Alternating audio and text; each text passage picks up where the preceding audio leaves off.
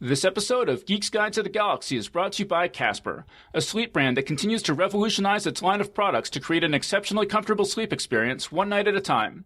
For a limited time, visit casper.com/savings and get up to $225 off your order. This special offer expires July 9th.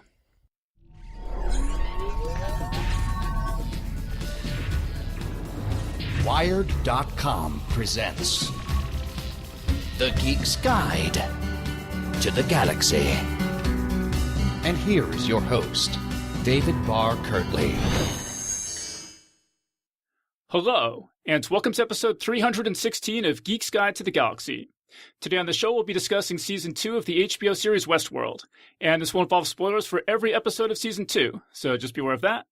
And if you missed it, you should also go check out our review of the first 4 episodes of Season 1 back in episode 223. And I'm joined by 3 guests. So, first up, we've got our producer, John Joseph Adams. He's the editor of Lightspeed and Nightmare magazines, and the series editor of the Best American Science Fiction and Fantasy, and he also oversees John Joseph Adams' books, an imprint of Houghton Mifflin Harcourt. The latest book he edited, The Robots of Gotham by Todd McCulty, about machine intelligences trying to take over the world, is out now. So, John, welcome back. Always good to be here. Is this now? Are we at the beginning? Then next up, we've got Sara Lynn Michener, making her 6th appearance on the show. She's a Ravenclaw Trekkie maker feminist who writes at Medium and crafts laser-cut jewelry and soap with swear words inside. She lives in Northern California with a Renaissance engineer, a dog, and a bird. So, Sarah, welcome to the show. Always happy to be here. And also joining us today is Anthony Ha, making his 7th appearance on the show. He covers media, advertising, and pop culture for the news site TechCrunch, where he also hosts the podcast Original Content. A chapbook of his short stories called Love Songs for Monsters was published by Youth in Decline in 2014, and he has a story forthcoming in Lady Churchill's Rosebud Wristlet. So, Anthony, welcome to the show. Thanks for having me. And today's show is brought to you by Casper. If you need a new mattress, just head on over to casper.com/savings and order today.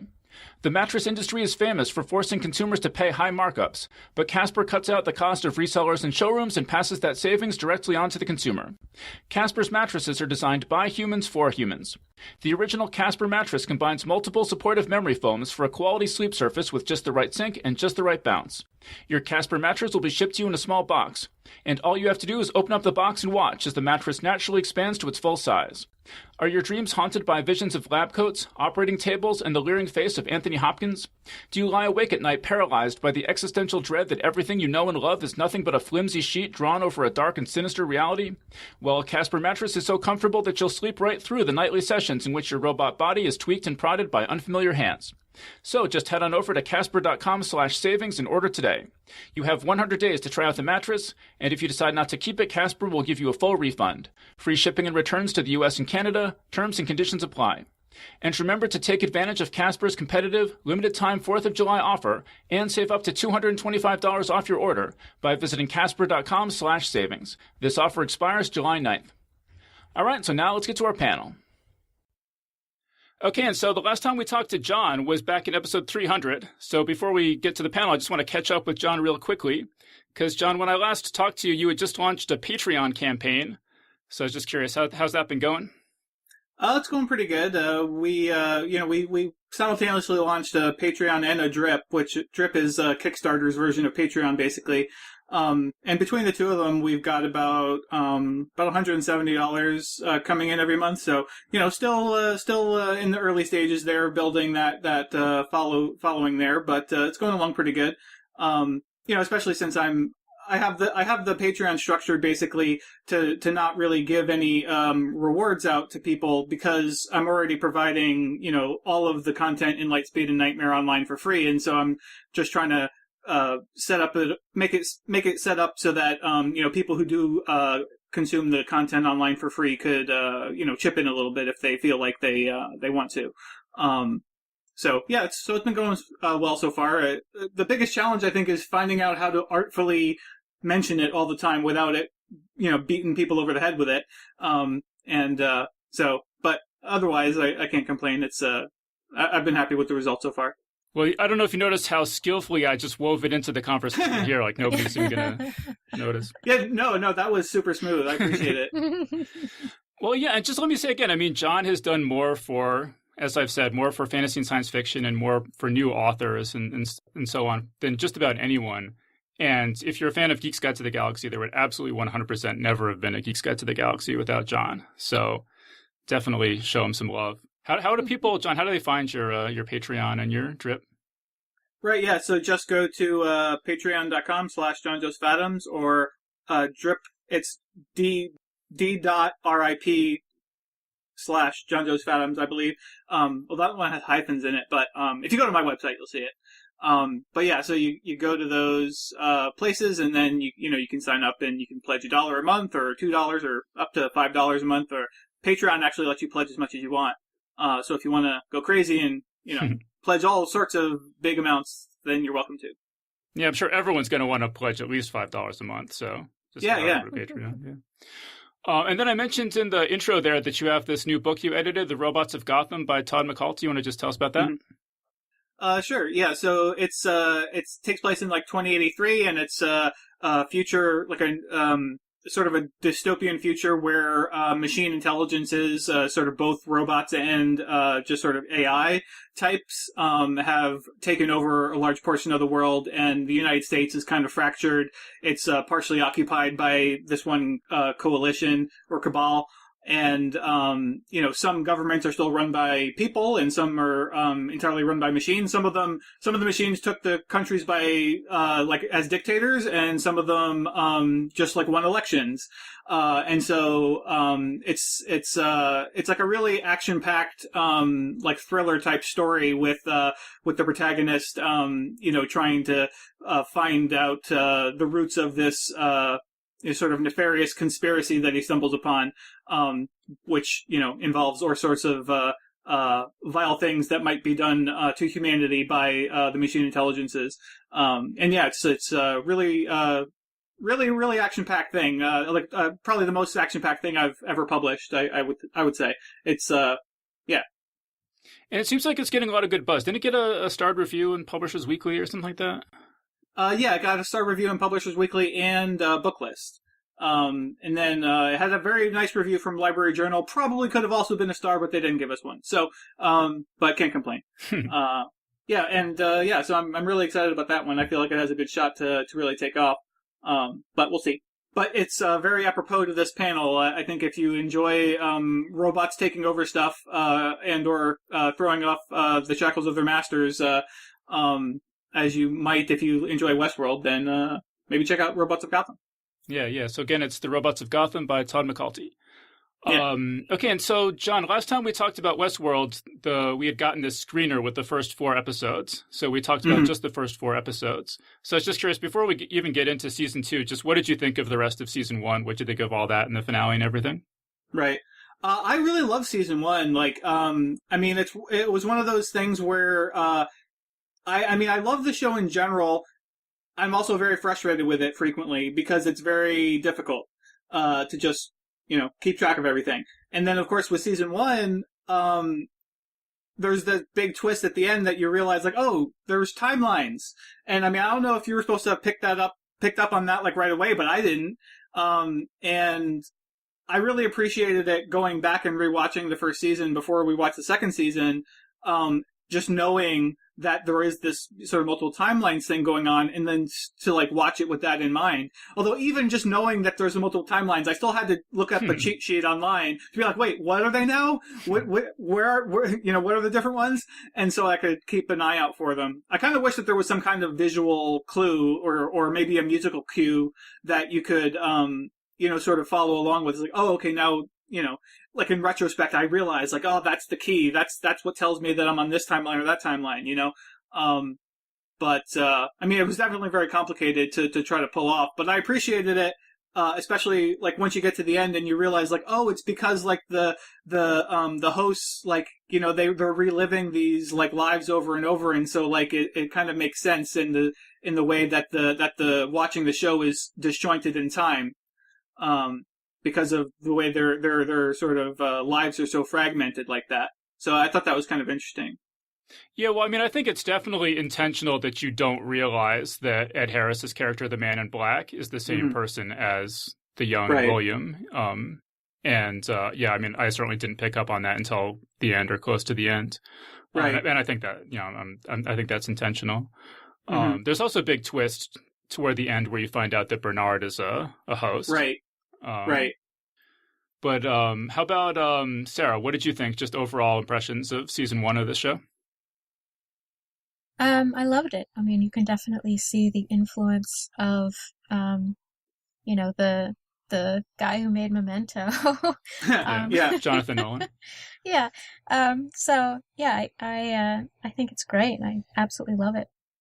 How about Anthony? Overall impressions, season 1? I remember really loving the pilot and just thinking it was pretty close to a perfect pilot, just because I loved the disorientation and the darkness of it, and the ending with that note of Dolores, killing the fly on her neck. I thought like all of that was pretty perfect. And then I didn't like dislike what followed, but I think my enthusiasm diminished pretty considerably because it really felt like the world building was kind of shaky, and that like sort of in terms of how the hosts operated was sort of arbitrary and determined by the needs of individual episodes. So I didn't necessarily dislike it, but I think I didn't love it as much as I was expecting to. I definitely liked the ending and sort of ending with this, robot rebellion. I thought like kind of really reignited my interest. Yeah, I agree with that completely. I mean, I liked the premiere and I loved the finale, and in between I had a lot of issues with, like you said, how do the guns work particularly, and a lot of the scenes where the robot characters are talking to other robot characters just feels sort of like the story is just spinning its wheels to me and stuff like that. Yeah. So I mean, it's funny because like for a show that I like this much, I have so many qualifiers, and like there's so many. I mean, like honestly, like I mean, on the one hand, it's like really fun to talk about. Like I don't feel like I feel like there hasn't been a show that I enjoyed like just having conversations with my wife about, like in, like deep detailed discussions about like theories and like what's going on and all that kind of stuff. Like haven't had anything like that since like Battlestar Galactica, where I'm just like so like, oh my god, like what are the implications of this and this and this, But there are so many qualifiers, like that really bugs me. How do the guns work? I still don't know how the guns work. Like, it doesn't make any sense. What about the safety protocols? And I mean, the whole second season could also be like doubling down on, guys, safety protocols. What are you doing? See, that has never bothered me. I just accept that it works and have I have maybe probably as I've been watching it going, oh, I wonder, how that works, but it never has actively bothered me. Well, yeah, and just let's set this up. So the premise of the show is that there's this theme park where very rich people can pay a lot of money to go and live out their cowboy fantasies, shooting and having sex with robots who are kind of reconstructed every night or, I don't know, periodically in underground laboratories. And the season 1 climaxes with the guy who's run this park having himself shot by a robot live on stage. And sort of having programmed all the safety systems, such as they are, as John was saying, to go down. And so the robots kind of run amok, massacring the guests. And it's just open warfare between the park staff and the robots. And so, yeah, so then we launch into season 2. And so how about, Sarah, what'd you think of season 2? Or what were your initial impressions of season 2?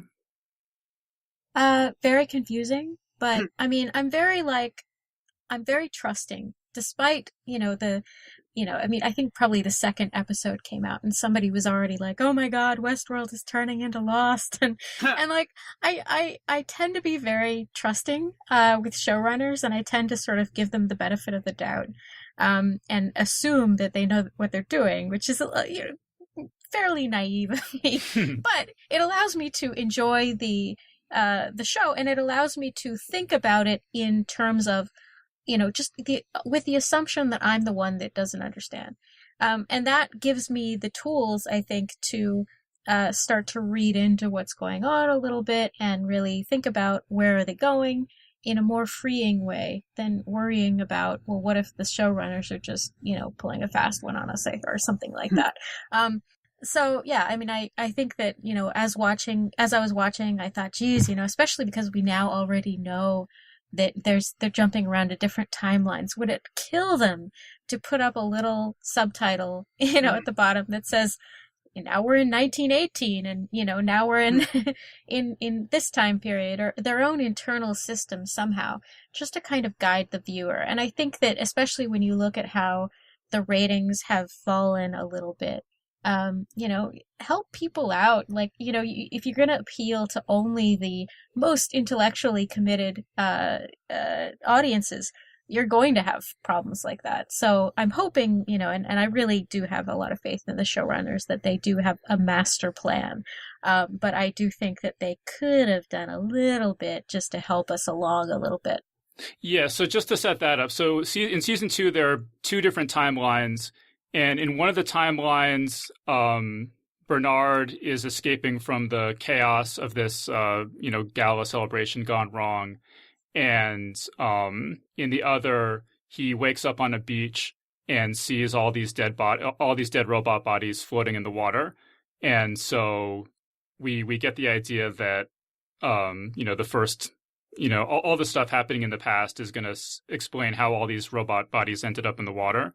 And then we're also seeing the other storyline is tracking what happens after that. That's what you should be getting anyway. I kind of was just watching this, and I don't know that I ever really put that together too clearly in my head. And I totally agree with you, Sarah, that I think they should have had. I think it should have been something like when he wakes up on the beach, he has like one of his eyes has been shot out or something, and he puts on an eye patch, and then he has an eye patch in that storyline, and so that's right. The one that happens afterward, or just something like that. Well, like even Memento, has multiple timelines, but like they use the black and white to differentiate between. Like, don't necessarily do that here, but do something. I actually thought that I thought that there was going to be a subtle clue with Dolores when we see Dolores shot and dead, and we can see very clearly on her bullet belt, her bullet bandolier or whatever. We can see how many bullets she has there, and I thought there was going to be some kind of clue about a big twist or reveal that was going to happen with the number of those bullets, like if you were paying attention, but it didn't seem to be anything like that, because we saw her, we saw her dead from Bernard's future point of view, but then we were also seeing them go to that same location at the end together, like her and Bernard together, while they were both still alive. So I thought that was going to play into it somehow, but then it didn't. There's obviously another big twist right at the end. And again, damn you, Westworld, make me want to watch the whole season all over again just so I can understand it. But yeah, no, I totally get what Sarah's saying. Like, I agree. Like, I'm largely in the same boat where, like, I do want to believe because, they're grappling with such interesting concepts. But I do feel like I'm maybe not smart enough to watch this show. It makes me feel that way, and like I don't particularly like that feeling, but I'm gonna keep trying because this one has enough in it that I'm like, enough that I can at least grab hold onto, and like feel like I'm not going to fall off the cliff. Whereas like other shows, like I tried to watch Legion, and it was like the walls were just slippery. I couldn't grasp onto anything. I'm like, what is happening? And I saw an article that the headline was something like, "We're at peak. What the hell did I just watch?" It's like talking about Westworld and Legion, specifically. Yeah. So that. Yeah, it is very frustrating that it's so hard to just follow it, but I got to give him credit for just like really swinging for the fences and just trying to tell such a complicated story. Well, if it makes you feel any better, Nabokov has a quote that I'm probably going to, horribly misremember and mangle here, but something along the lines of, "There's no such thing as a good reader, there is only a good rereader." So this idea of, being a good rewatcher and being dedicated enough to, watch it the first time, watch it the second time, however many times it takes, and not necessarily feel like it's a stain on your intelligence or anything, but that actually good science fiction ought to be reread multiple times and rewatched. Well, in general, I like stories that make me work for it and that I want to go back and rewatch or reread or whatever so I can get everything. But I feel like with season 2, I felt like a lot of this was so boring that I don't feel particularly motivated to go back and put everything together with the knowledge I gained from watching it once. But how about let's get Anthony in here. Anthony, are we just stupid, or did you think this show? No, I agree that it was confusing, and when we're talking about the timelines, I think that it's true that there are basically two main timelines. But what that's also sort of overlooking is like there are flashbacks, and we learn later flash forwards within those timelines too. So it's not just the same as like tracking these like two parallel paths. And I think that also ties to your point about, you know, some of the plots kind of spinning their wheels, where it felt a bit like, particularly the timeline that's sort of more further advanced and taking place after this flood. There really was not a lot of plot there, and so I kind of didn't understand why, just from both like a narrative economy and clarity perspective, they didn't treat it just as a frame story that you see in the first and last episodes. But the fact that you would sort of flash back to that every episode or two and just have Bernard kind of standing there looking disoriented, kind of furrowing his brow, and everyone being like, why don't you remember anything? It kind of did get old for a while also like, I think, contributing to the confusion. Yeah, well, I think my main problem with season 2 is I think that this would have been an excellent 6-episode season. Uh-huh.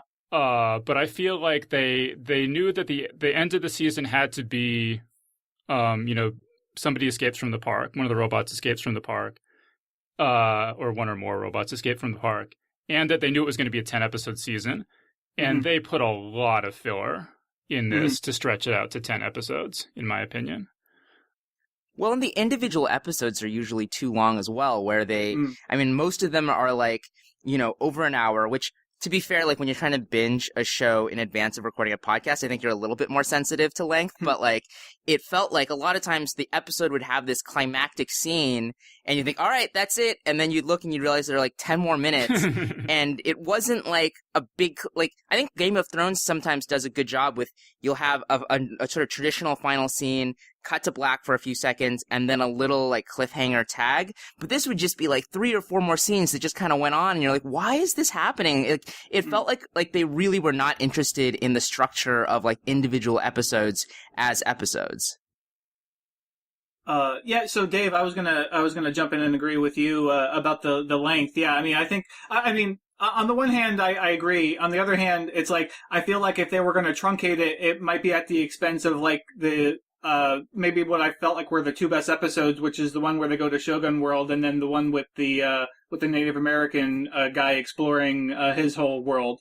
Like I thought those were both great, but they were just like they were sort of standalone episodes that didn't really do much to further the plot. I mean, the Shogun World one does a little bit more because they're escaping. They're still in the middle of escaping at that point.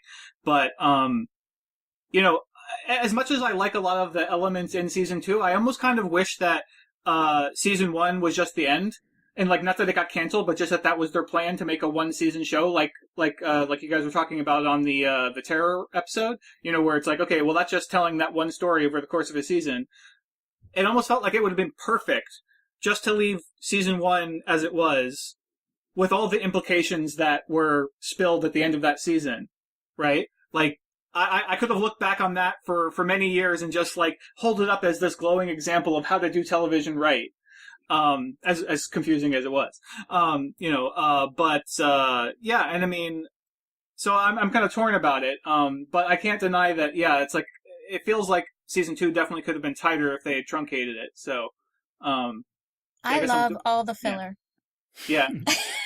I love all the filler. And I think part of the reason for that is that, you know, it is a slow show, which to me is an advantage. Like I think it highlights that the cast is absolutely marvelous. Like every single actor has, you know, I would watch Anthony Hopkins watch grass grow.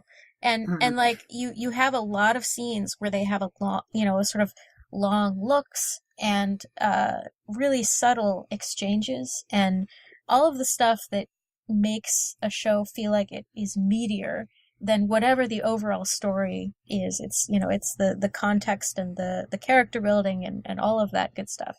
And, you know, just little moments in this season, like when Teddy commit suicide. And you could tell that, Dolores, and, to Evan Rachel Wood's credit, like she captured that it would literally never occur to her to commit suicide. And that look of absolute, like, the robot breaking down in shock on her face was just so wonderfully executed. She just completely captured that. And I think that, all of those little moments of subtlety, to me, none of it felt like filler. Well, that part wasn't filler for sure. No, that part was awesome. I loved the whole thing with, so what happens is that Teddy is basically this pretty nice guy, and Dolores is becoming more and more ruthless, and he spares some prisoners' lives, and she decides that he's just not cut out for the level of ruthlessness that their mission is going to require, and has him reprogrammed to sort of crank up all his aggression and ruthlessness and so on. And he doesn't like the person that he's become or the robot that he's become, and offs himself. And all that stuff was great. But I thought, like, for the most part, the stuff between Teddy and Dolores throughout this season, particularly the romance kind of stuff, just put me to sleep. I don't know. How about Anthony? What do you think about that? I didn't mind it. I think, like, I'm trying to think what it was. I mean, I agree, though, that, like, when we talk about filler, it's always kind of complicated, because I think, if we went around to each of us, we'd probably have slightly different ideas about, like, what could have been cut and what was interesting, what was not. The romance stuff I thought wasn't great. It wasn't my favorite part of the show. And I mean, I think one of the challenges of it was the fact that the Dolores that we see in season 2 is so different from the Dolores. I mean, that she's, there's been this sort of defining event at the end of season 1. And as I think the terminology they use in the show is that she's awake now. And so she's so different from the Dolores we know. So it's very difficult to kind of, I think it also speaks to a broader challenge I had of, like, just trying to connect with Dolores, in general. But I didn't mind especially the fact that it led to the, that scene, like you were saying, both the reprogramming scene and the suicide scene, I think, are just really amazing. Could someone explain to me, so she's somehow Dolores and Wyatt? Can someone just explain to me what was going on with that? I think they just gave her an identity that, she felt like reclaiming, or coming up with her own identity in the terms of having her own name. I mean, she knows that everything was scripted for her. And so to identify as a specific, as a specific character that she came up with rather than this Dolores character, I think is significant. And I also think that, the thing that makes the romance between Dolores and Teddy significant was the fact that Teddy was written, we were literally told this in season 2, the character of Teddy was written to be, or I think we were even told that in season 1, he was written to be the guy who interferes but never gets the girl.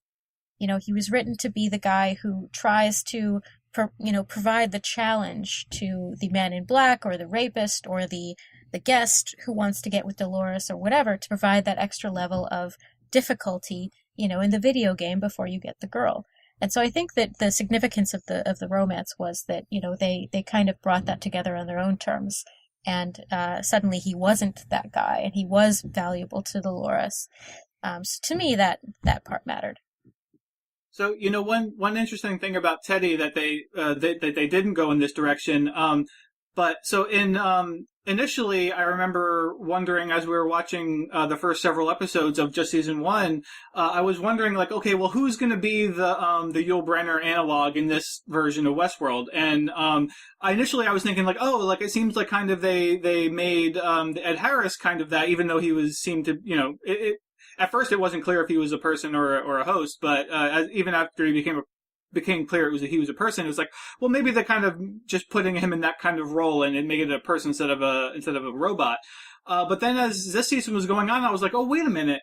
Like, Teddy is kind of the perfect Yul Brynner analog. And if I was kind of expecting him at some point in the season to end up with his head shaved and just, like, to walk out like Yul Brynner does in the original movie, like, that could have been totally badass. Because, I mean, once she programs him to be, like, totally vicious, Like, it totally would have worked. And it's like, he even has kind of a resemblance, if you shave his head, you know?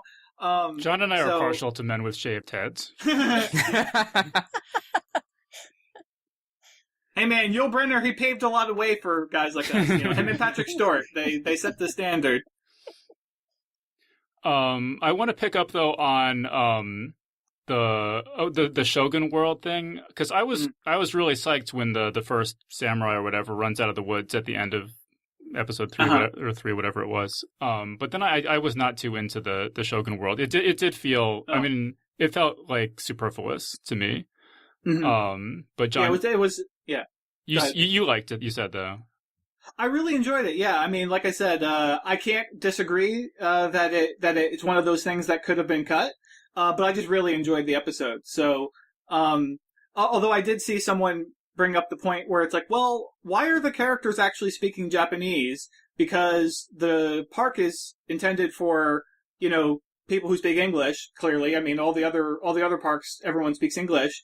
And so it's like, well, the guests aren't going to be able to understand what they're saying, though. I mean, most of them, you would think. So you think that and they're robots, so you think that the robots could actually speak to the guests in whatever language they need to be spoken to. And so it just kind of it was an interesting point that it's like, well, that's not a very good user interface sort of option to have them speaking in a language that the guest doesn't understand.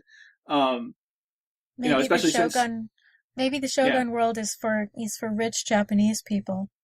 Yeah, maybe. But, I mean, you think that they want to get all the rich people from all over the place. And since robots should be able to be programmed with multiple languages with no problem, you think, like, oh, okay, well, they'd be able to detect, like, well, what language is that person speaking, and then respond in that language. I gotta say, John, that's not standing out as one of my bigger plausibility issues. Well, I mean, admittedly, hey, and it didn't, I didn't even notice it, to be honest. It was only somebody mentioned it that I saw online, but no, I totally agree. As far as the plausibility goes, it's pretty low on the radar there in terms of things that would need to be addressed in order to actually be totally believable. See, Anthony, what did you think of Shogun World?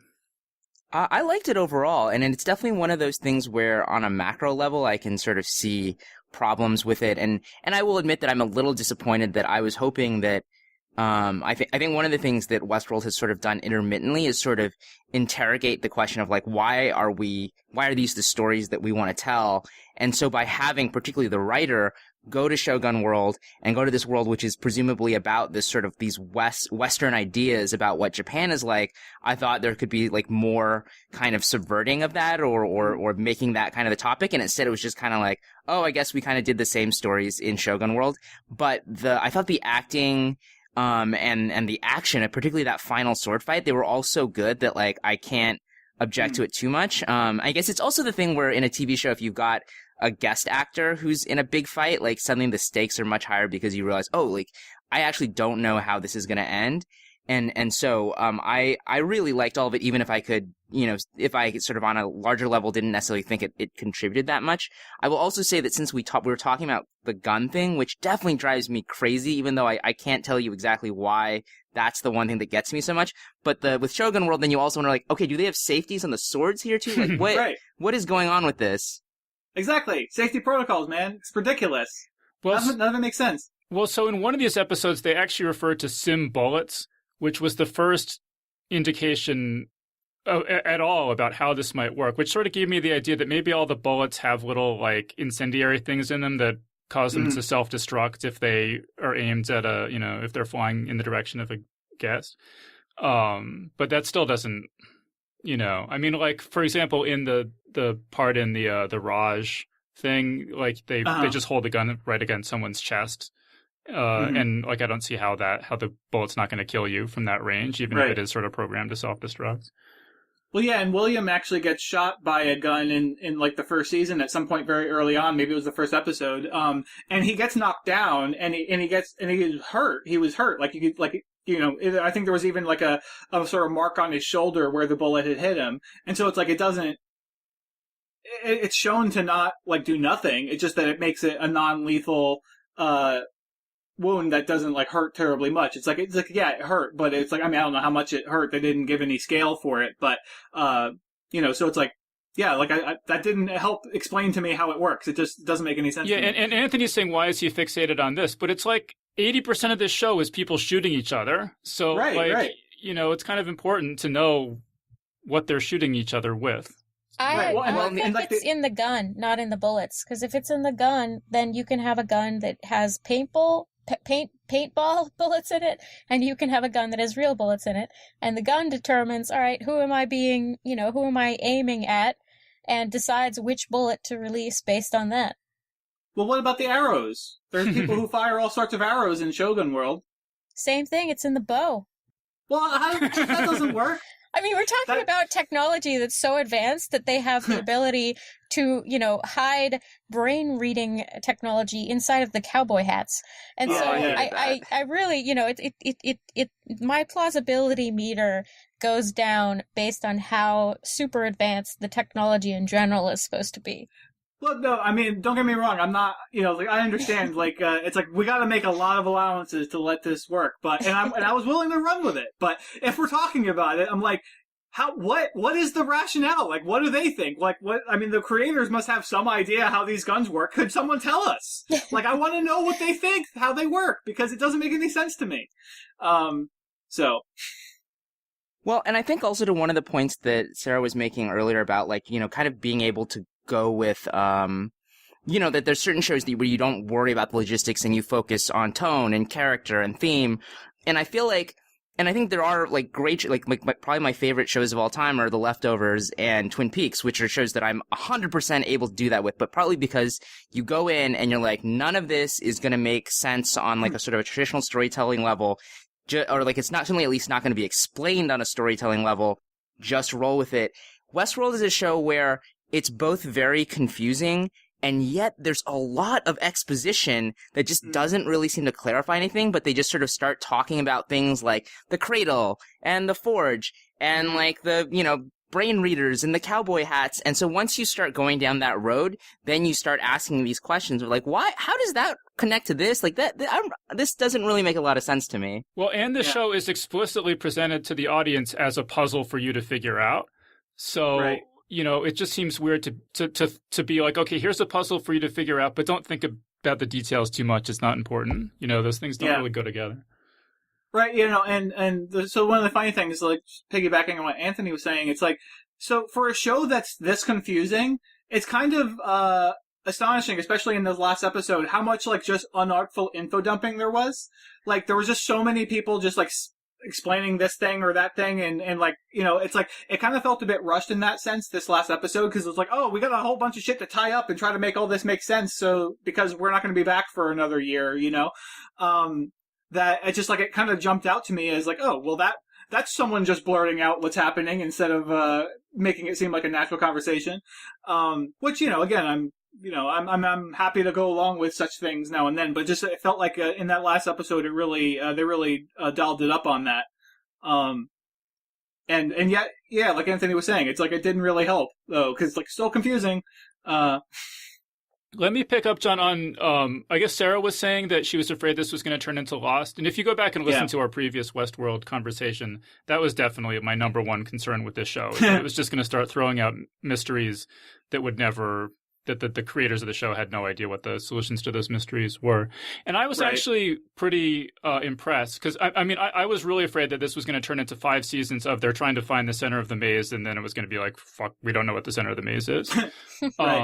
And I thought I was actually really impressed that it kind of answered that, but it sort of wrapped that up more or less in the first season.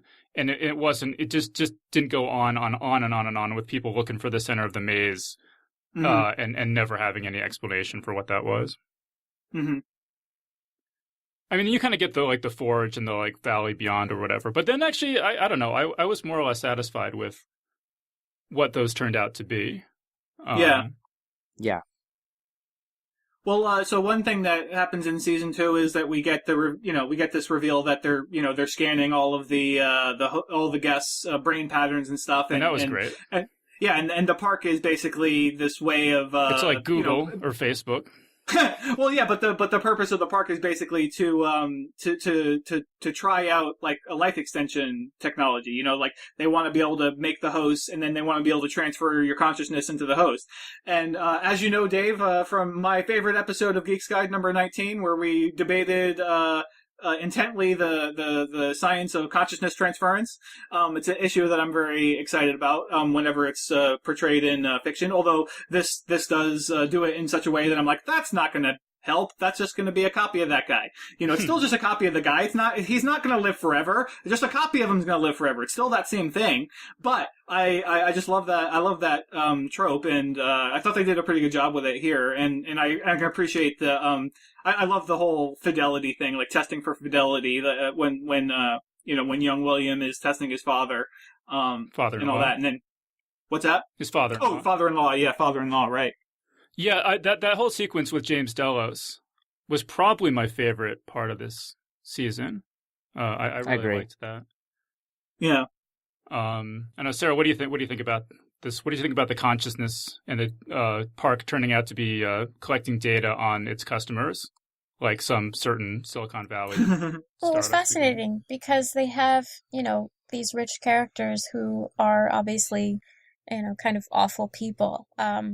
And they went in deciding that they wanted to have this done to them, and then they realized that as soon as they give up the right to their bodies because they want to participate in this, because they want to reap the rewards, they're in this hell, because they're no longer in charge. They have, signed over their intellectual property, literally, to the corporation or whatever. Even if they own it, it doesn't matter because the people who are running things are the ones who are in charge. And so you have, these scenes where the guy is unable to kill himself.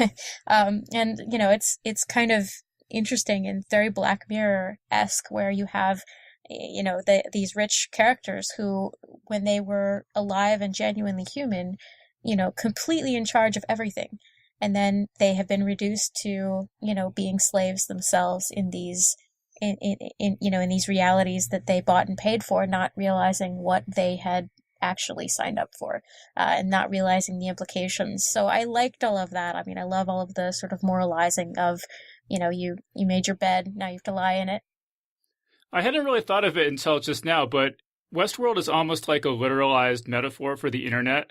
It's this place where people just go and do all the most awful things that they can think of and think that there's no consequences. And you get to see what people are really, like the awful darkness inside everyone's soul when they're posting on Twitter or whatever. If that's true, then I want to go to the Westworld of cats. Where you just go and there's cats playing with toys and, doing hilarious things, and puppies and... But that's why they don't have mortals are not allowed to access Westworld. Like, the thing is, Westworld is just for rich people. So we're not seeing a full sampling of humanity and all the things that they would be interested in. We're seeing what rich people would be interested in, which adds a whole other level of, interesting. Yeah, John, were you going to say something? Oh, I was going to say, yeah, I mean, I think you definitely wouldn't want to go to the cat version of Westworld if the cat hosts got control of the park like they do in this Westworld, because you wouldn't want to be subject to their whims. Well, I mean, one of my big comments about season 1 was that I didn't think it particularly held together as science fiction with like how the guns work and that stuff. But I thought it was great drama, and I think this really feels to me more like. I think you mentioned just now, Sarah, something about gods or demigods or myths or something, and that's what this felt more to me like that, like some sort of like the robots are like demigods, and it's like how the mortals interact with the gods, and there's fate, and you can't escape your fate, and everything's in the control of the gods, and it felt more to me like a Greek myth with like robot furniture than a real science fiction extrapolation of current technology or whatever. Yeah. Right. Right, and I think one of the challenges that creates is like sometimes it can feel like the hand of the writers is a bit heavy, where like you can tell that that there was going to be something tragic, like when Elsie, right, betrays or sort of turns against Bernard. Like, to me, that was a scene where it's not just, they definitely had set the stage for it in terms of her character and why she wouldn't trust him, but there was also an element of just like, well, you've been warned that she's going to betray you, and so because of like the logic, the story logic, she will therefore betray you. And so like, it's not necessarily entirely a bad thing, but I think when too many of those things kind of pile up on each other, and you can just feel like things are just happening because the writers decided to happen, I think it makes it less dramatically satisfying. Okay, wait. So remind me. So Elsie is this sort of park tech person who is palling around with Bernard for a lot of it, and then it seems like they're kind of on again, off again for a lot of it. So what's the part you're talking about where she betrays? Oh, I'm talking about the very end. So because when they were at the back at the Mesa at the very end, and at this point, Anthony Hopkins has already said to Bernard, you have to leave her behind, or I think it's sort of implied that you should even maybe like kill her because she ultimately is going to choose humans over you. And then there's this scene where it seems like Elsie and Bernard have kind of reconciled again. Then also maybe Elsie helped them with like destroying a lot of those hosts in that big scene with Clementine. And then she kind of says like, oh, also Bernard, I'm not going to, basically now the real problem is figuring out what to do with you because I don't trust you. And also like, I don't, the hosts are a problem. I'm going to go talk to Charlotte about this. Which on the one hand, I think like is dramatically set up, but like it also feels a little bit, like a left turn, a little bit rushed. And also that I don't think that anything Elsie has seen would make her trust Charlotte. I mean, that just seems, maybe that's just like, hindsight, but it like just seems like such an obviously bad decision. Yeah, I agree with that. Well, you mentioned the Clementine. That was freaking awesome where they turned her into the like robot Typhoid Mary. I love that stuff. Yeah, that was great. But how about Sarah? Do you have anything else you want to, I feel like we're being a little hard on this show. Do you have anything else that you liked that you want to throw out there? Oh, well, there's lots of things I liked about it. I feel like, I've said this before, but I feel like there are moments where you have too much explaining with specific. So you have a lot of specific technologies that you can either choose to explain or not from the writer's perspective. And if given the choice between a poor explanation or even a medium grade explanation, I prefer not explaining it at all. And I forget where I talked about this before, but some of the, this idea of if you invent something that's so far out there, you can't actually explain it, but it just exists. And if you feel like you have to, then you end up in a midichlorian situation where you feel like you have to create this internal logic. And usually that internal logic sucks. Whereas if it just exists, it's a lot more like Star Trek, where it's like they didn't feel like compelled to explain, well, we have these, medical scanners. And if they try to explain how they work, they get into some sticky territory. Whereas if they just exist, it becomes a much more timeless artifact of science fiction to me, because then 30, 50 years down the line, when these things exist, all of a sudden it's like, oh, well, it didn't matter, how it happened. The fact is, well, of course, these will ultimately eventually exist. We have no idea how or why. So to me, it's more important, I think, unless you come up with a really great backstory for each technological advancement you have invented and a plausible explanation as to why, it's better to leave it and not have, so for me, I enjoy that stuff. I really enjoy just that these crazy, awesome, futuristic things exist, and I don't need to know why. I mean, sir, I agree. In general, I agree with you. But I think in this case, what's most interesting to me about this setup is like, wait, how does this park actually work? Like, and I think that would be more interesting to explore than a lot of the stuff they end up doing. I mean, like one thing that was really bothering me was, so you have these robots running amok and they've captured the guests, and Dolores gives this big speech about how we're taking revenge on you for mistreating us. And I thought the guests should have said, I was lied to. I was told that you weren't sentient. I was told this was all just like a big video game, basically, and it was all just for fun. I had no idea. I would never hurt anyone. And not only is that what they would actually say in that situation, but I thought that would be dramatically much more interesting than a lot of the stuff that they do. And I just don't understand.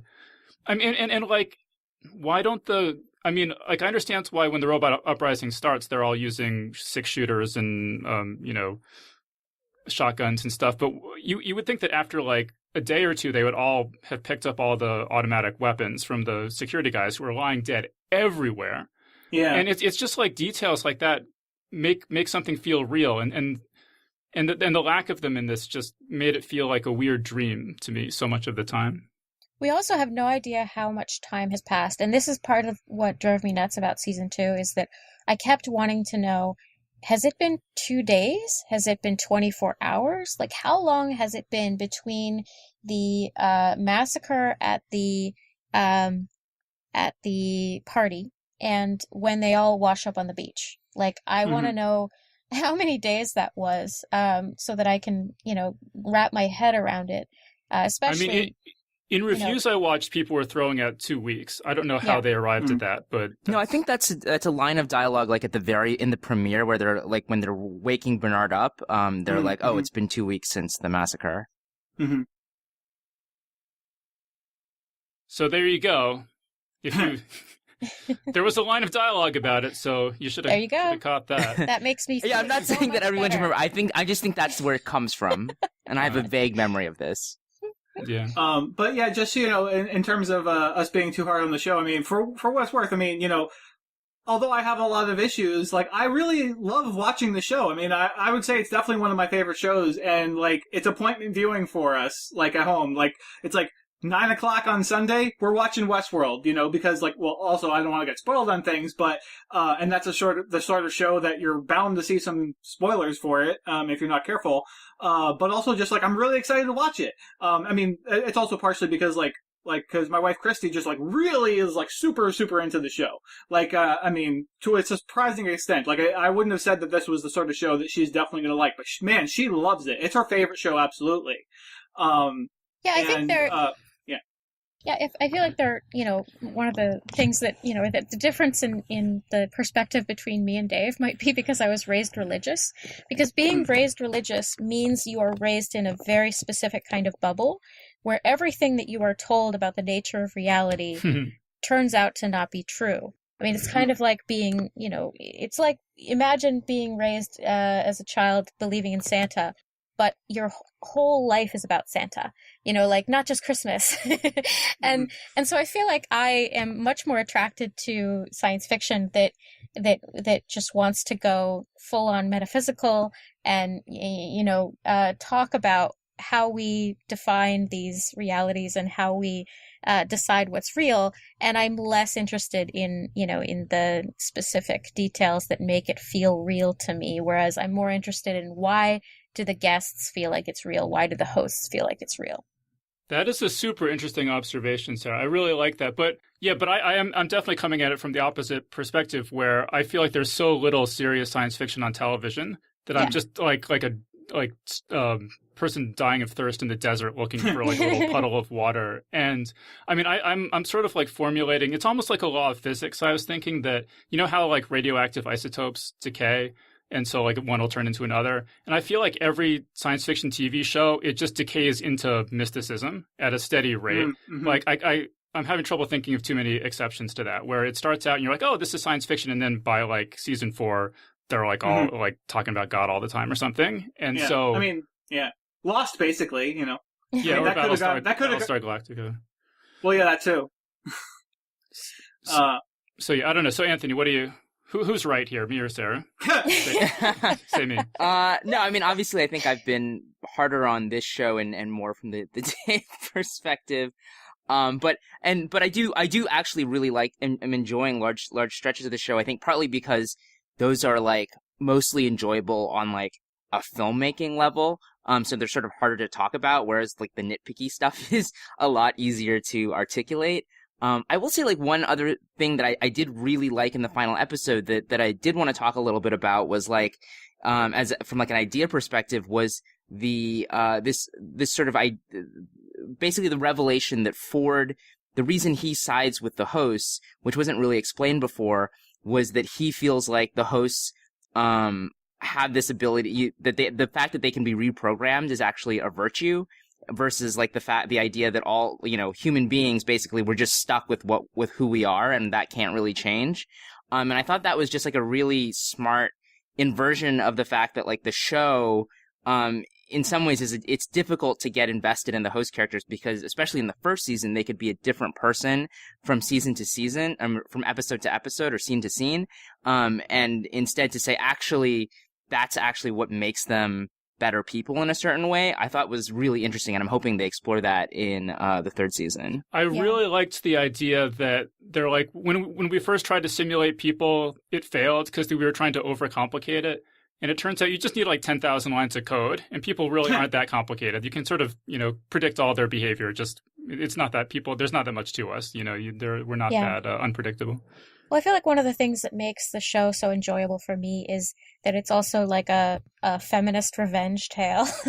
And like, with everything going on right now in the world, it's really hard to have faith in humanity as a whole. It's really, I love it whenever something happens, there's always some person on Twitter these days that says, you know what, just send the asteroid, destroy the humans, figure out a way to destroy humans so the animals can take over, because we have just fucked it up and forget it. And so I feel like part of what makes Westworld interesting is, Ford, it's a very reasonable thing that Ford would have gotten to the point where he was just sick of humanity. And I feel like he started to, as the series progressed, and as this park has been open for decades, where he saw some of the absolute worst of humanity and knew that people who ran the park alongside him had these ulterior motives, and started to see the hosts as this purer expression of humanity. So I think that makes Ford's arc make a lot of sense. One of the other things I really love about the show is just some of the completely unexpected like turns that it takes. Like, very, very, very infrequently do I ever watch any movie or television show and like audibly exclaim "Holy shit!" But like on Westworld, there were a couple times where that happened. Like when Bernard first like says like that doesn't look like anything to me. I was like, oh my god, like what? And then it's like, oh no, and then when you watch it back, it's like, no, it makes sense. When he shows him the picture, it's like, oh, that's a picture of him and Bernard and some other guy. And so you're left to think that it's the other guy that he's talking about as the co-creator, not Bernard, because Bernard's not him. But no, that was so great. And then like, then the big reveal when we realized that William and the Man in Black are the same person, and all that. And then, in season 2, they have some of those as well. But yeah, I really love to have that kind of immersive show where there are clues to these things, and maybe it's like impossible basically for people to figure it out. But I appreciate having this immersive experience that I feel like I'm understanding everything, but then still have the capacity to just be really pleasantly surprised by in that kind of way. So, well, I like to give props for that. Yeah, let me say one of those holy shit moments for me was when the Man in Black kills his daughter. Mm-hmm. Like, oh my god. And I loved that. I loved that they introduced her, and because he's sort of on like basically a one-dimensional villain pretty much for most of the show. And I thought that having her come in and you see like she's someone who will talk back to him and give him shit and doesn't take shit from him. And I really liked the dynamic between them. Yeah. And then where he's just like, oh, Ford, mm-hmm. I know that, I know that's you. It was just I was just riveted at that part. Yeah, and so speaking of him and his daughter, this was this is like after that, but like, as the end game progresses and like, he's getting shot and stuff, and it's like, there's a certain point where, I think it's just in this last episode, him and Dolores are like shooting at some of the, park security or whatever. And it's like, I started to wonder if, at that point, like, well, was he actually transplanted into a host already? Like they had been doing, like they'd seen with, Delos and everything. Like, had that happened to him already, and that person that's in the park is actually him in a host body, because it's like he gets shot several times and it's like, yeah, he's staggering around like it hurts, but it's like there's also a scene where he's like sort of just digging into his forearm to take a bullet out, and it's like he doesn't really seem like it's bothering him per se. And I'm like, I don't know, is that just he's like so stoic that he can do that, or see, is there something else going on? I thought he was I thought he was digging into his arm to check if he had a port inside. Right, that's what I thought. Oh, okay. I thought he was digging a bullet out. But other than that, like, also, like, he shoots with unerring accuracy. Like, and I get that, like, you know, he's been going to the park for a long time, but it's like, man, like, he could have, you know, he would have been like the sharpest sharpshooter in the whole planet, of all time, in any other situation. But it's like, you know, he shoots as well as the hosts do. So that I got started wondering at that point. It's apparently a fairly popular theory on Reddit that he is replaced with a host around the time of the party massacre. At that time. I see. I don't personally love that, but yeah, I mean, there is some like circumstantial evidence to support that. Right. Yeah, I mean, I'm not sure if it makes it better or worse, or what, you know, I haven't really thought through all the implications of it, but I kind of started to wonder if that's what they were heading towards. I just feel like there's really a point of diminishing returns with people turning out to be robots. Yeah. And particularly like, as we learned from Battlestar Galactica. Yeah. and like at the end where Stubbs turns out to be a host, I just fucking hated that. And it was, and apparently I even read that they just like made that up on the spot. They're like, oh, this would be so cool if he turns out to be a robot. It wasn't, you know, it wasn't part of the plan all along. Right. And that was just like, yeah, definitely like a bridge or two too far for me. Yeah. It's almost always a mistake to throw in a big twist that you hadn't considered from the start and be like, oh yeah, hey, how about we do that? You know, because usually it's not well grounded. Yeah. See, Sarah or Anthony, anything you want to throw in here?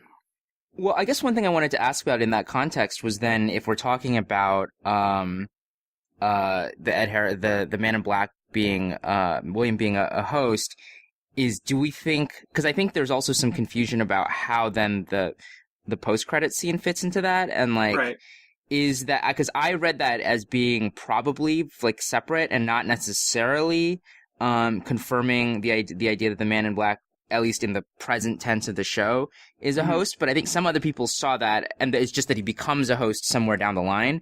But some other people seem to see that as like confirmation that he was a host. Yeah, I couldn't figure out how to read that scene. I was trying to piece it together, like figure out where the timeline is supposed to happen, and you know, it's like, is she like a real person that's talking to a real, you know, host? Or is she a host? Or like, I couldn't make sense of what it was. Yeah. So well, let's just explain. So after the credits, which you really have to know to watch after the credits, because there's no other post-credit scene in the show as far as I know. But yeah, you see this scene where Ed Harris, the Man in Black, stumbles out of an elevator, missing his hand. We saw it get blown off in a previous scene, and I think that's one of the really confusing things. But he and he kind of meets his daughter, or who's already dead at this point, or a host recreation of her in a sort of ruined, clearly much older version of the Forge area. And she says that he's been here many times before, and she's giving him the fidelity test questions. And she says very clearly that this is not virtual reality. And actually, if you read interviews, they make it pretty clear that this is 30 years on from the events that we just watched in the park, and that this is setting up stuff for season 3. Oh. But it is super confusing. Yeah. Just if you're just watching it for the first time. Yeah, totally. I mean, like even with me having had the thought during the actual episode about him possibly being a host, when I got to that, I was like, I don't know if this confirms or rebuffs my idea. Like I couldn't make head or tails of it.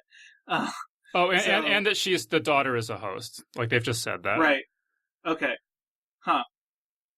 Weird. How are we supposed to understand that? Maybe that's why they didn't put it in the actual episode. They're like, that's just after credit sequence. It doesn't have to really make that much sense. I mean, I thought she was acting more robotic than we had seen her. But yeah, I don't know. Sarah, what'd you make of that post credit sequence? I didn't even think that, it was necessarily like, are they hosts or are they not? But I thought it was like happening inside of the computer. Like, Hmm. like just not even, it wasn't even that they had been granted host bodies or whatever, but that this was part of whatever was going on that wasn't, part of the encrypted world that they were in. But I had not, read the interviews that you had that said that, this was all happening 30 years later.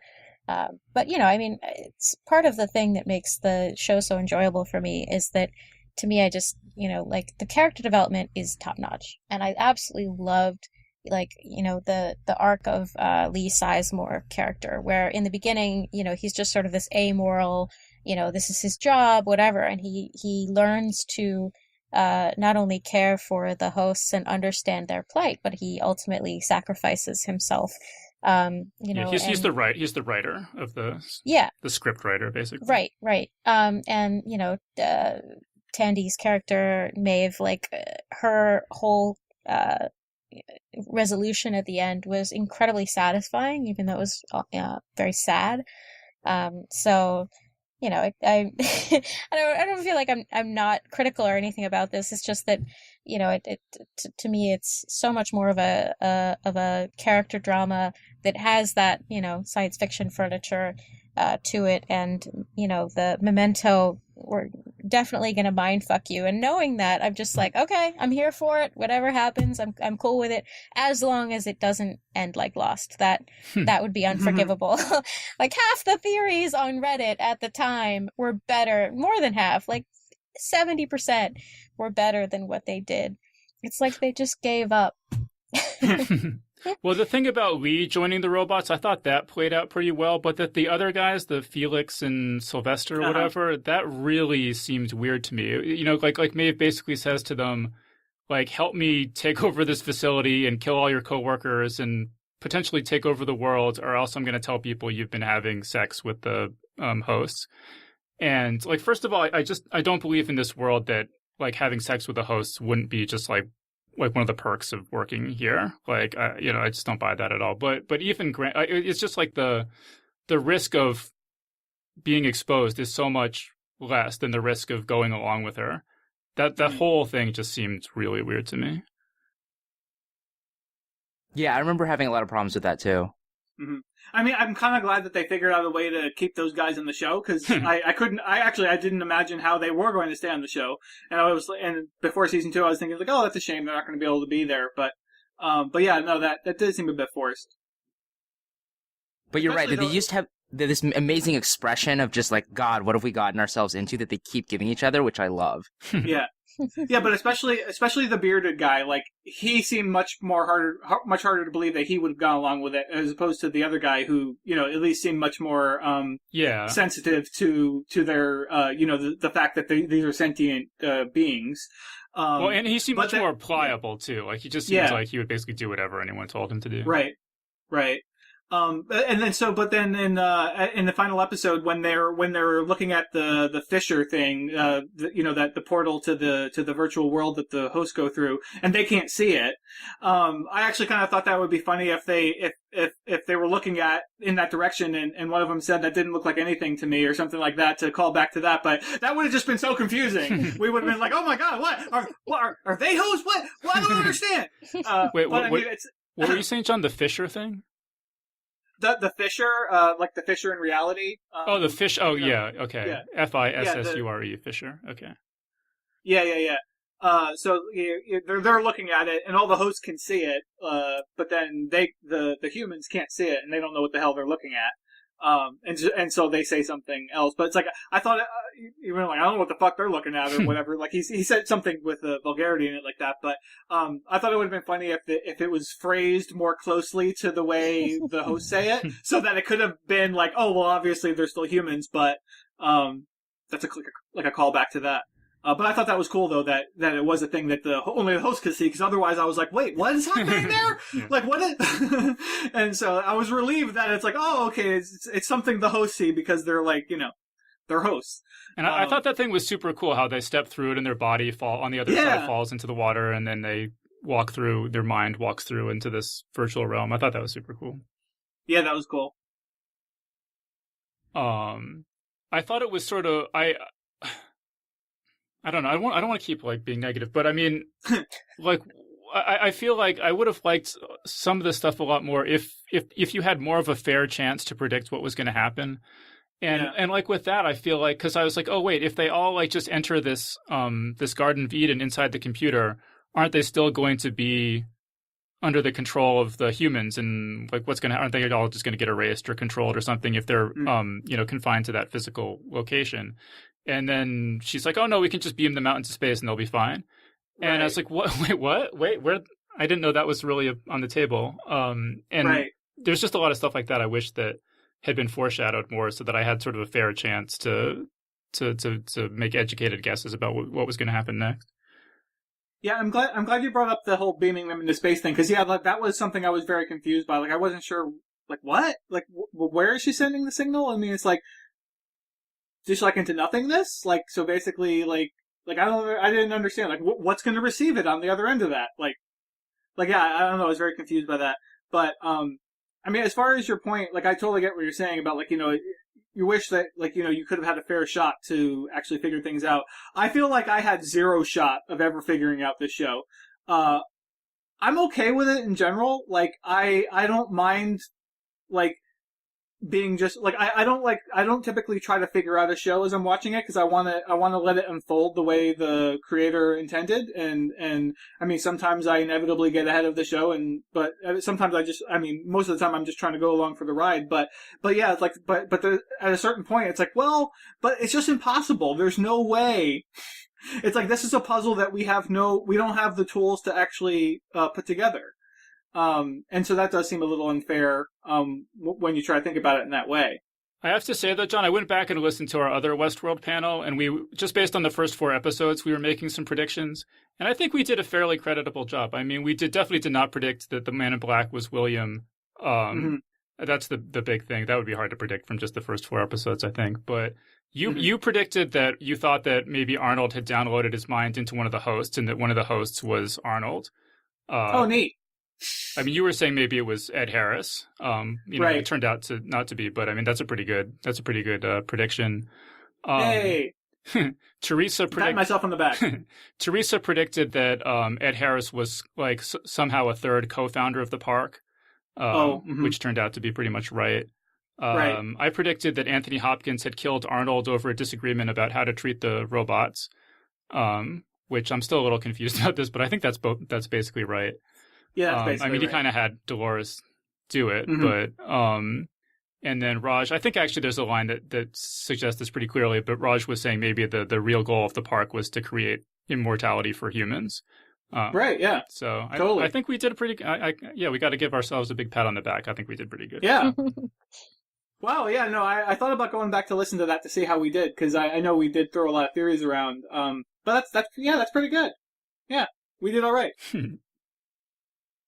And then, so what do you guys, anyone have any have any predictions now?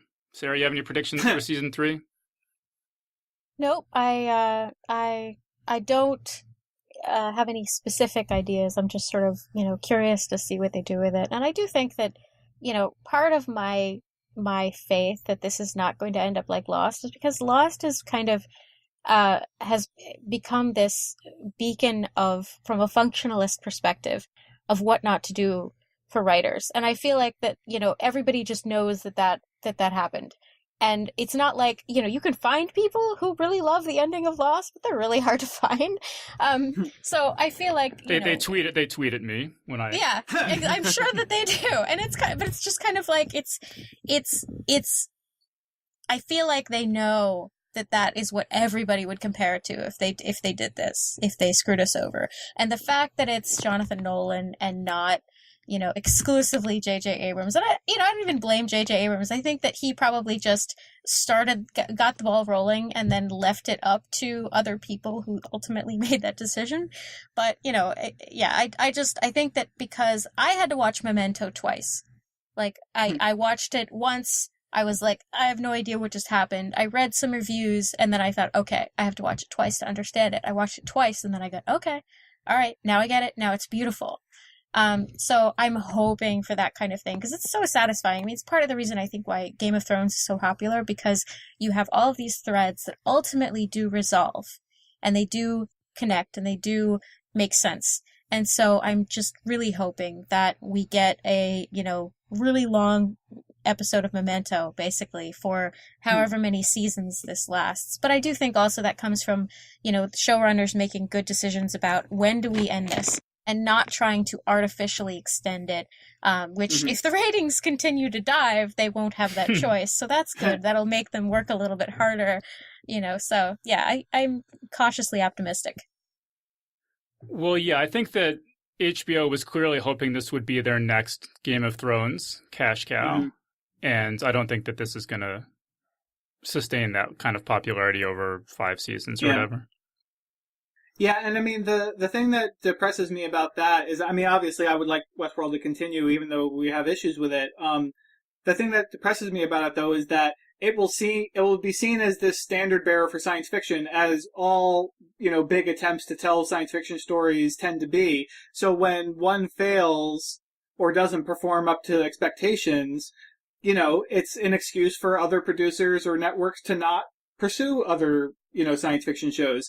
And I think part of the problem with Westworld is that, like you were saying earlier, Dave, where it's like, it kind of seems like it's this hard science fiction thing that's grappling with these big issues, but it's really more kind of a sort of mythic take using the furniture of science fiction. And so, even though it seems kind of very technical, it's not really doing that hard SF thing that, like, I think, you and I at least both would really want, like something that takes science fiction very seriously, like The Expanse. And so when a show like this doesn't do as well, it's more evidence that, like, oh no, we shouldn't bother putting money into, like, a brainy science fiction show because people won't watch it. Especially with, the struggles that The Expanse has had. So, yeah, I think it's bad news in general for people who want brainy science fiction, that this hasn't done better, unfortunately. I mean, Anthony, you sent around that article about the ratings dipping. Did you have anything you wanted to add about that? No, I just thought that was sort of interesting context for talking about the show. Though I guess that maybe that is the one prediction I feel confident or semi-confident in making, is that I think when the 3rd season happens, the showrunners are going to go around and they're going to do interviews where they say, okay, we understand that a lot of people thought season 2 was too confusing, and so they're going to, like, promote season 3 as a bit of a course correction, and, like, it'll be like 10% less confusing or something like that. It'll still be Westworld, but it'll be like, it'll be, I think also because I do think that there's a way to make this show where, I mean, some of the logistical issues that we have probably will never be resolved, but, like, just there's a little bit more of a hand reached out to the audience where it's still ambitious and complex, but isn't necessarily doing, 4 different flashbacks and flash forwards in one episode. Right. Yeah, I mean, I don't expect them to do this on, like, the actual broadcast version of the show, but, like release, like, a Westworld for Dummies version, like either the DVD where, like, I mean, hey, speaking of Memento, on the Memento Special Edition DVD, you can watch it in chronological order. There's a way that you can just, you can just watch it in chronological order. So, like, that's really interesting. And so Westworld, I wouldn't suggest doing that, but like, have an overlay that just tells you which frickin' timeline it is. Yeah. So, like, once you know, it's much easier to keep track of, like, what's happening in which timeline. There are ways that you can do this, even with the way they've already shot the first 2 seasons, that can actually, like, help you, if you want to, in retrospect, understand it better. Whereas now it's just like you kind of have to refer to articles online that have figured it out or whatever, which is what I did when I rewatched season 1. But, I mean, it's like asking a lot of the audience. And, I mean, I think there's many more people who won't do that than will, unfortunately, So it's like, as much as, like, Dave, when you're saying, it's like, well, you like when a show makes you sort of work for it sometimes, but it's like, I mean, a lot of people, the vast majority of people aren't going to have that level of commitment.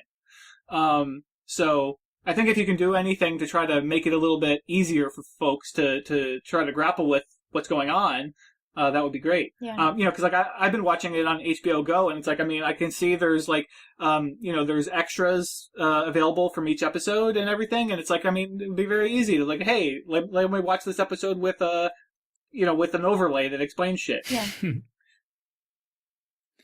Yeah, and let me say, I mean, just to give the show credit, one thing I want to say is that each season seemingly is significantly different than the previous season, right? Like the first season is like, oh, this is the park, and then the second season is the robots have taken over the park, and indications to me are that the third season is going to take place substantially outside the park altogether. So I wonder why, if they really need more than 3 seasons. I mean, it seems like, I don't know how much more story there could be, but I mean, people were saying, you know, there was a sequel to the original Westworld movie called Future World, which I haven't seen, but apparently the plot of that is that they start using these robots to replace like world leaders and business leaders and stuff like that, and in order to take control. And so that seems like that must be Dolores's plan at this point. So that could be interesting, but I don't see that going for more than a season, that storyline. So I don't know.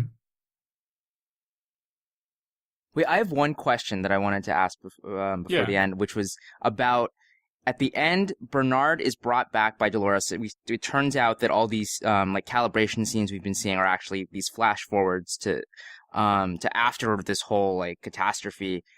Is the Bernard that's brought back from Dolores's memories? Because that's what I assumed, because I think she like has a line of dialogue about I remembered you. And then also that's presumably why you do the calibration, not just because you smuggled his brain out. But then I assume that because she smuggled a bunch of robot brains out, why wouldn't Bernard's just have been one of them? So I was kind of confused about what was happening there. Dude, I don't know. I'd have to Yeah, I don't know either. That's a good question.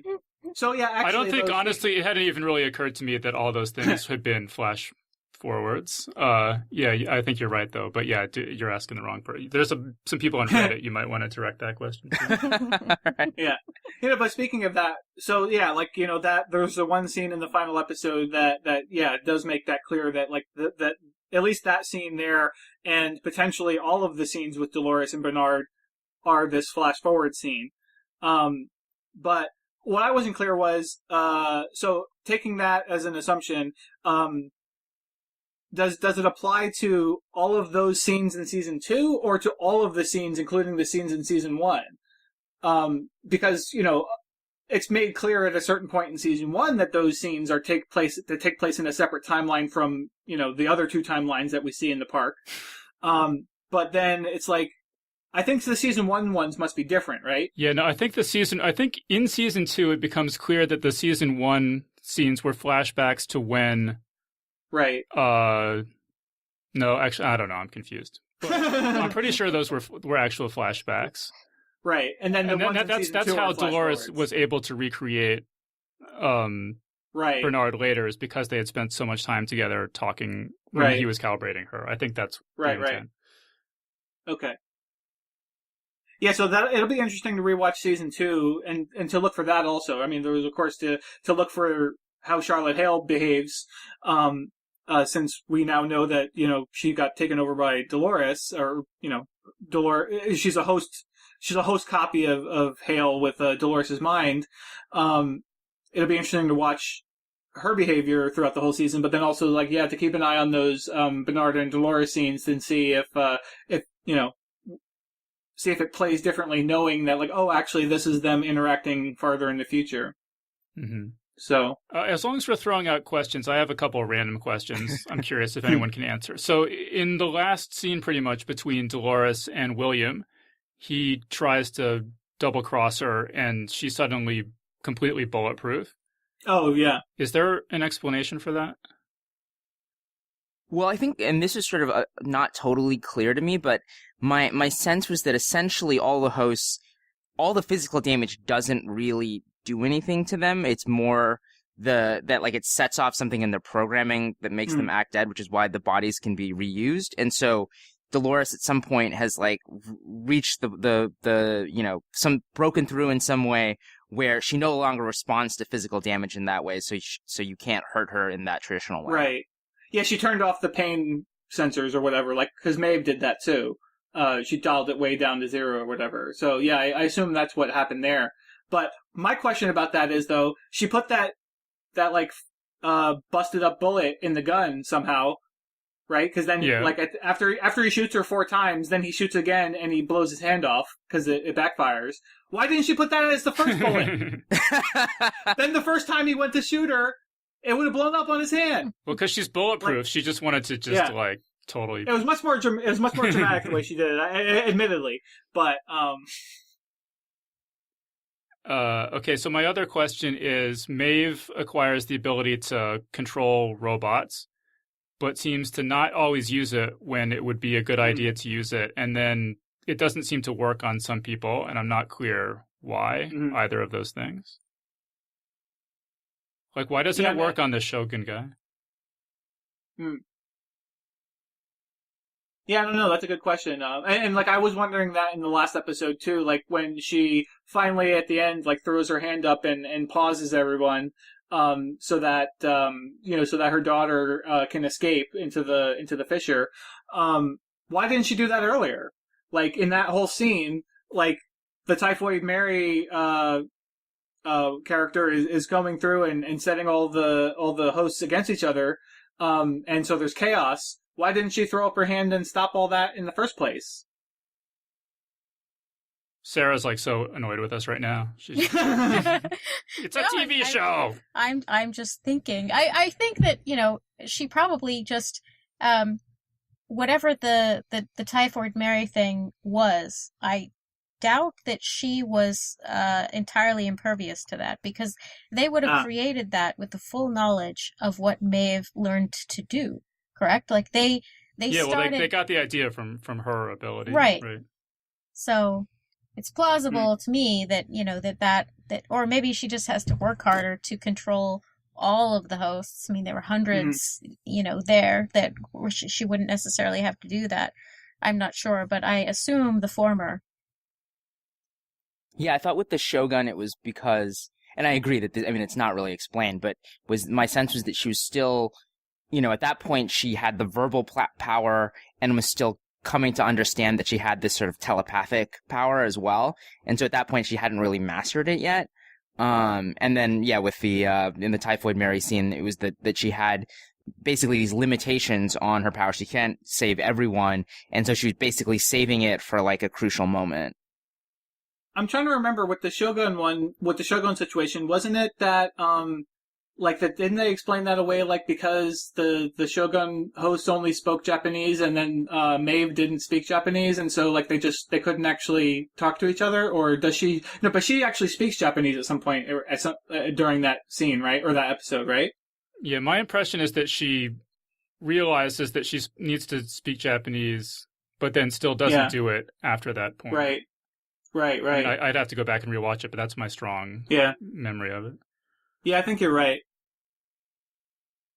All right. Well, maybe people can post comments if they understand it. Oh, I look forward to reading all the comments on every episode. I guess just one other thing I want to mention, John, is you said you really liked the episode where the whole thing is about the Native American guy. We haven't really talked too much about that. Is there anything you just want to say about why you liked that episode? Oh, I don't know. I mean, it just seemed like it was just beautiful writing and acting, and it felt very emotional and real, for this, from this sort of very alien viewpoint of this, host, having this real emotional connection and having this very, unusual forced separation from the woman they loved, and I just loved all of the intricacies of that episode. I felt like it was really well done. If I was going to single out an episode, it'd be oh no, you got to make sure you watch that one. It wouldn't make any sense if you hadn't seen all the other ones. But I just thought there were so many.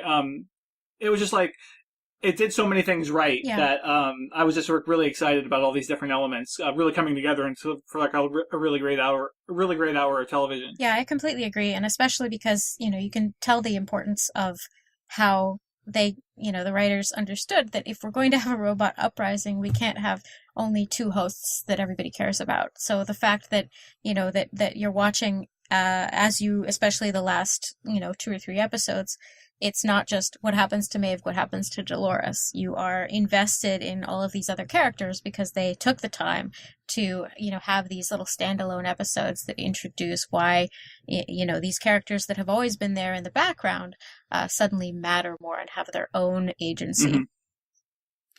I was actually thinking, John, as I was watching that episode, that I kind of wished I had watched it without having watched any of the other episodes, because I think that would be really creepy. You just be like, what the hell is going on here? And there's like the guys in their like biohazard suits taking his wife away in their Jeep and stuff. You just be like, what the F is going on here? Oh, that would be a really interesting thing to try. Like, find somebody who doesn't care about being spoiled by the show and hasn't seen it yet, and just have them watch it and see how they react. But one of the reasons I liked it, I think, is because it was basically a short story. It was like the short story that was dropped in the middle of this larger narrative. So yeah, I don't know. I'd be curious to see if it really holds up all by itself, or if it just doesn't make sense. But and the tone of it seemed to me much different than the rest of the show. I mean, it had a much more like, I don't know, like collegiate quality or something. I don't know how to put it exactly, but it was like a much more just I don't know, sort of poignant or something. I don't know. Yeah. I also love that the reveal. I think it was in that episode where the reveal that that guy was actually coming to Maeve's house to actually warn her, not to kill her and butcher her family like it was previously portrayed as, or what Maeve had thought back in her memories. So I thought that was really interesting to explain all that and to show us that, because we'd seen it from this one point of view, and it's like, oh well, no, but actually that's not what happened. I'm just looking over my notes here. I guess there's one other thing I'll throw in here. This is from the Wired review. I don't think this is actually right, but I like the idea. But this reviewer was of the opinion that the Man in Black's quest was that he had to he realized that they had made a copy of him, and he didn't want a copy of himself to be in the hands of the Delos Corporation. And so his goal throughout the series is to get into the Forge and delete their copy of himself. I don't know if there's any textual support for that. If there is, I didn't notice it. I really think that's pretty cool, though. Yeah, that's really interesting. Huh. I do think he has some dialogue at the end when he gets into the Forge, which is about him essentially showing that he can't be programmed and that he still has free will. But like, what exactly that means, and how, if that necessarily implies that he was destroying his copy, not clear to me. I like it though. Yeah, I think that should have been. I mean, I don't think that was the intent of the show, but I think it maybe should have been, because I think that's pretty cool. But all right, yeah, we're pretty much out of time here, so maybe we'll start wrapping this up. So how about some final thoughts? So how about Sarah? Final thoughts on Westworld Season 2? Well, we didn't talk about much about the Man in Black's wife. Yeah, that was really good too. Yeah. Yeah, like I really loved how they handled that whole thing with his family, because, the critical moment, where she decides to kill herself is because she receives a, future version of like what we might call a disc, explaining who he was in the park and the sides of himself that came out in the park. And imagine how horrifying that would be. You spend decades married to somebody, and he is a philanthropist in public, and he has this very public face of being this wonderful person, and that's also who he works to be in his family to some extent, and then you find out that for decades this person has had this horrible dark side, this psychopathic traits, and how that would have felt. And I thought that was all really handled very well, as well as, the fact that this, disc or whatever ends up, with his daughter, and that it was sort of that missing piece for her and trying to understand what her mother did. So I thought all of that was really, really great. And I think that that story, Sizemore's character, Maeve's story, it isn't that I'm not viewing Westworld so much, with as critical of an eye, so much as that I love the character development in these stories so much more than the other concerns that I'm just kind of, they dwarf those interests to me. So yeah, that was another part of the characters that I really appreciate that they went into that. Yeah, so to extend my internet metaphor, she kind of like gets handed a copy of his complete browser history. Yeah. Destroyed by. Oh God, what a nightmare! All right, cool. So how about Anthony? Final thoughts? Yeah, I guess I'd just repeat something that John said at the very beginning, which is that this is a show I really enjoy and also find incredibly frustrating, but the parts that I enjoy, are enough that I'm definitely excited about season 3. One thing I do hope that they do more of is, more of those, like, standalone episodes, like, given the fact that episode with the, Ghost Nations character, like, did so, seems to be so well received. Hopefully you'll get a couple of those next season, and I'm really excited about that. Yeah. Any time you can make something more of an anthology show, always a good idea, as far as I'm concerned. John, final thought? Yeah, I mean, I guess I would just reiterate, what I said at the start, like, and what Anthony was just saying. It's like, yeah, I mean, it's, as much as we complained about it on this episode, I mean, it's nitpicking, but I mean, I really love the show. If I wasn't so invested in the show, I wouldn't spend all this time thinking about it. I just would be like, oh, that's garbage. I'm not going to watch it. It's stupid, but it's like, I'm undeniably hooked. I mean, I'm really looking forward to every episode. And, even if I have a lot of, issues with different things, and I mean, I think it's a really interesting show to talk about. And like I said, I mean, Battlestar Galactica was one of my favorite shows of all time up until the final episodes, and so it's like to have a show that can fire my fire my brain up and to start trying to figure out all these different theories and everything like this. It's been a real joy to have in my have again, because I don't think I really had anything like that since Battlestar. So, yeah, it's definitely worth checking out. And I just thought I wanted to mention, someone mentioned how great the cinematography is in this that we haven't really talked about. But just, man, any show where you can have a guy with a machine gun facing off against a charging half-robot buffalo against a red background, like, that was you awesome. gotta love that. All right, yeah, but so let's wrap this up. So we've been speaking with John Joseph Adams, Sara Lynn Michener, and Anthony Ha. So thanks everyone so much for joining us. Thank you. Thank you. Always good to be here. And that was our panel. So big thanks again to John Joseph Adams, Sara Lynn Michener, and Anthony Ha for joining us on the show. Big thanks as well to El Commutador, who just signed up this week to support us on Patreon.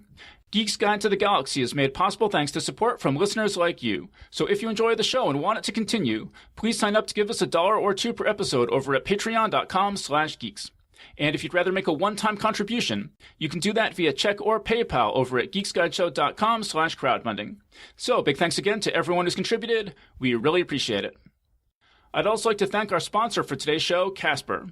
Remember that you can save up to $225 off your order by visiting casper.com/savings. Offer expires July 9th. All right, so that was our show. So thanks everyone for listening, and we'll see you next time. The Geek's Guide to the Galaxy is a production of Wired.com. For more information about the show, visit geeksguideshow.com. To learn more about your host, visit davidbarrkirtley.com. Music and voiceover produced by yours truly, Jack Kincaid. If you enjoyed this program, tell your friends. If you didn't enjoy it, tell no one.